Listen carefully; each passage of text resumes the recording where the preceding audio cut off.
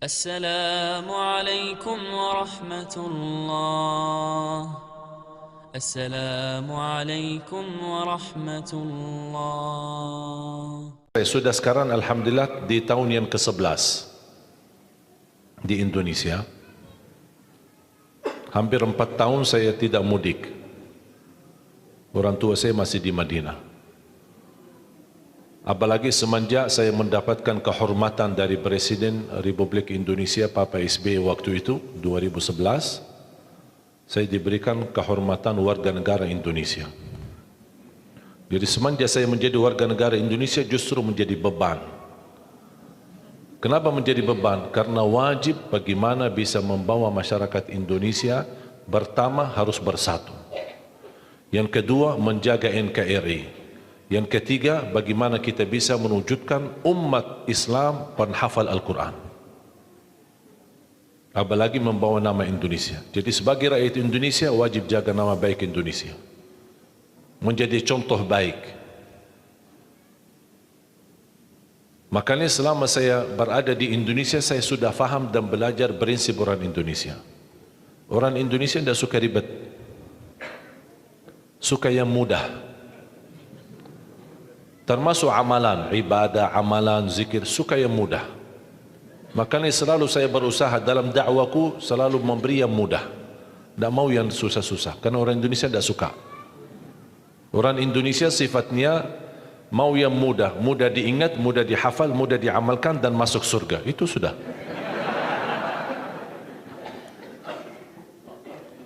Betul kan? Makanya ketika saya setiap Ramadan bawa adik-adik saya punya saudara 12, timnas. Saya membawa adik saya, ada 5 adik kandung saya di Indonesia. Saya khususkan mereka untuk menjalani tugas mengajar Al-Quran. Karena dari 12 adik-adik saya ada Alhamdulillah 10 penghafal Al-Quran. 30 juz bukan juz 30.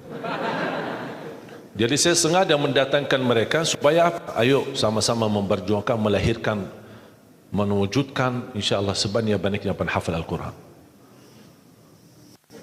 Dan saya tugaskan mereka di bulan Ramadan jadi imam tarawih.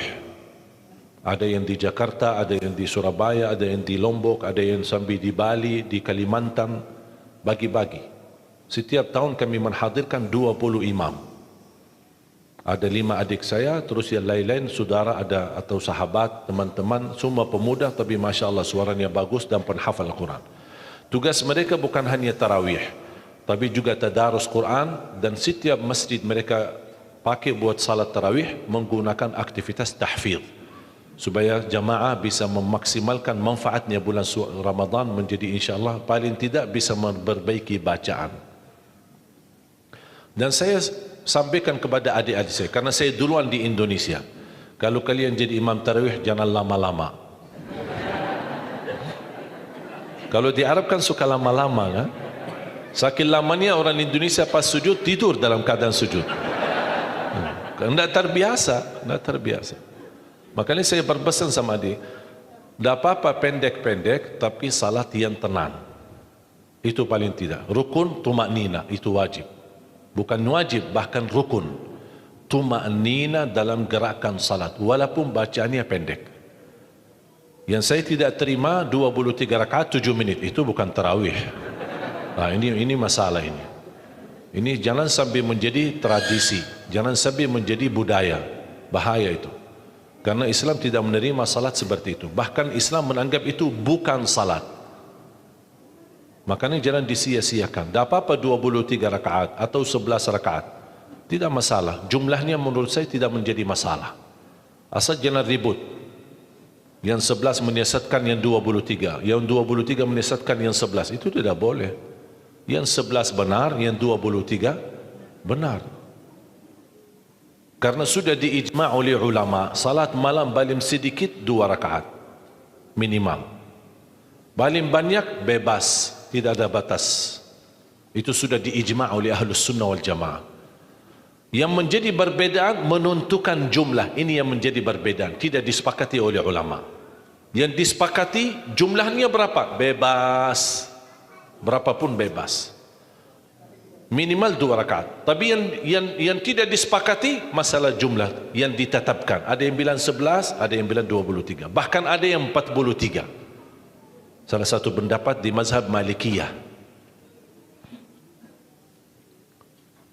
Makanya saya sudah mengerti bagaimana cara untuk melaksanakan tarawih, jangan lama-lama. Kalau di Madinah kita Ramadan pasti khatam Al-Quran. Saya punya tetangga di masjid kami di Madinah.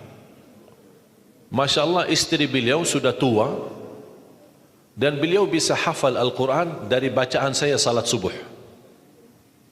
Kalau salat subuh kami di Madinah 2 rakaat khatam suratul Rahman, 2 rakaat khatam suratul Waqi'ah, 2 hari atau 3 hari maksimal khatam surah Yasin. Jadi subuh hari ini baca sebagian, besok lanjut sisanya, besok lagi lanjut sisanya surah Yasin. Jadi 3 hari salat subuh sudah khatam surah Yasin. Surat Tabarak kita lakukan 1 rakaat. Surat hari Jumat subuh As-Sajdah rakaat pertama dan rakaat kedua suratul Insan, Hal ata 'alal insan. Dan jamaah yang ada di sekitar masjid kami di Madinah, termasuk ibu itu, beliau suaminya menceritakan, istri saya bisa hafal beberapa surah yang antum sering bacakan di dalam salat subuh. Suka panjang. Begitu saya datang ke Indonesia, pertama kali saya belum faham budaya Indonesia. Niat saya baik, salat subuh diminta jadi imam. Saya maju jadi imam. Saya baca Ar-Rahman di rakaat pertama. Saya baca Al-Waqi'ah di rakaat yang kedua. Awalnya saya rasa saf masjid cukup banyak. Pas begitu salam saya lihat sisanya cuma 1 saf. Wallahu alam ya Allah kemana perginya. Tidak terbiasa. Saya kaget. Masa semuanya sakit? Masa semuanya pinsang? Tapi lama kelamaan, oh sudah faham. Ini orang Indonesia seperti ini. Makanya saya bilang sama adik saya jangan lama. Orang Indonesia kalau qulhu bisa dibagi 2, terima kasih.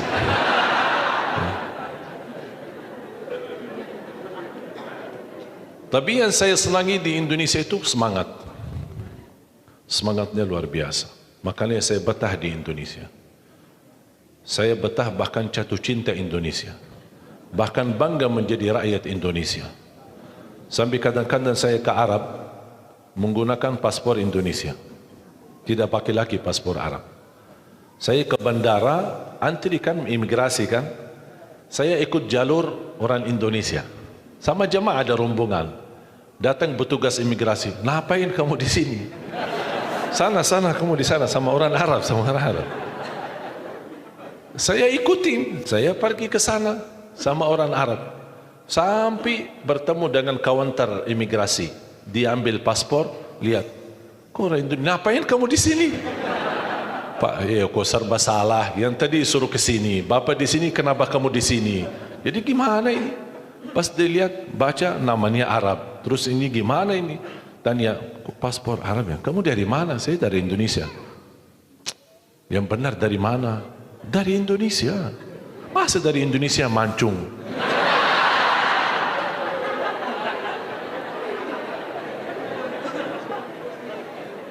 Tapi subhanallah, karena sering bolak-balik, pulang kampung, kemudian silaturahim orang tua bersama jamaah, sampai di bandara sudah kenal. Saya sudah sering. Tapi alhamdulillah, wallahi nikmat Indonesia. Berkat saya jadi warga negara Indonesia, anugerah nikmat menjadi warga negara Indonesia, saya bisa ke Palestina. Selama masih warga negara Arab, tidak bisa ke Palestina. Bahkan alhamdulillah dapat karunia luar biasa, karunia dari Allah, hadiah dan nikmat besar dari Allah. Ketika saya pertama ke Palestina dan pertama kenal imam besar Masjidul Aqsa, malah beliau dorong saya menjadi imam salat maghrib dan isya di Masjidul Aqsa. Alhamdulillah. Makanya ibu kalau besok-besok dengar sejarah ada orang Indonesia salat di Masjidul Aqsa jadi imam maghrib dan isya, itu Ali Jabir. Mana ada orang Indonesia ke sana untuk jadi imam? Kenapa saya bisa diberikan kesempatan jadi imam? Karena alhamdulillah saya punya paman imam besar Masjidul Haram. Walaupun sudah beliau wafat, tapi sudah sekian tahun beliau jadi imam besar Masjid Haram. Namanya Syekh Ali Jabir. Makanya orang tua saya memberikan nama itu. Kami bikin website www.alijabir.net, www.alijabir.net. Semua kegiatan beliau di Masjidil Haram dan menjadi imam, khatib, tarawih, tahajud, salat rawatib. Beliau sudah wafat. Itu kakak daripada ibu saya. Makanya ketika saya bertemu dengan guru paman saya alhamdulillah berkesempatan belajar sama beliau, dan beliau memberikan gelar Ali Jabir As-Saghir, Ali Jabir Junior, karena beliau yang sudah imam besar Masjid Haram, Ali Jabir Senior. Dari situlah saya mendapatkan nama Syekh Ali Jabir semenjak saya menghafal Al-Quran. Tidak berduri nama, karena nama itu tidak terlalu berharga. Yang penting apa yang kita lakukan. Inna Allah la yanzuru ila a'malikum, la yanzuru ila suwarikum, wala ila ajsamikum, wala ila amwalikum. Allah tidak berduli harta kalian, keturunan kalian. Saya tidak berduli asal usul saya dari mana. Orang Arab bukan orang Arab, menurut saya tidak ada yang berbeda. Yang mulia di sisi Allah adalah orang yang takwa, walaupun dia bukan orang Arab. Tidak ada harga bagi orang yang memiliki keturunan Nabi kalau dia tidak menggunakan takwa dan iman kepada Allah dan amal saleh. Buktinya paman Rasulullah Abu Lahab, paman dekat sama Rasul, hubungan keluarga, tapi Allah kekalkan di neraka. Berarti Allah tidak berduli keturunan kita, asal usul kita, dan siapa diri kita. Yang Allah berdulikan apa takwa kita dan apa isi hati kita.